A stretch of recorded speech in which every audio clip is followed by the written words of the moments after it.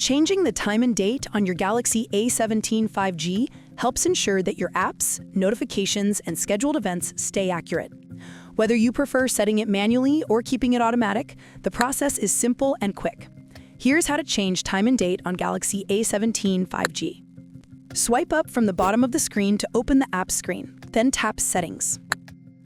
Scroll down and tap General Management. Next, tap Date and Time. If you want to set the time manually, tap Set Date or Set Time and adjust them as needed.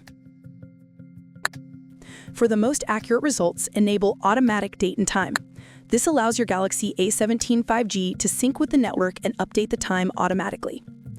If you are unsure about your time zone, turn on Automatic Time Zone. Your phone will detect and apply the correct setting based on your current location. Now you know how to change time and date on Galaxy A17 5G to keep your device accurate and up to date. If this video helped you adjust your settings, please give it a like, or watch another video for more Galaxy A17 5G tips.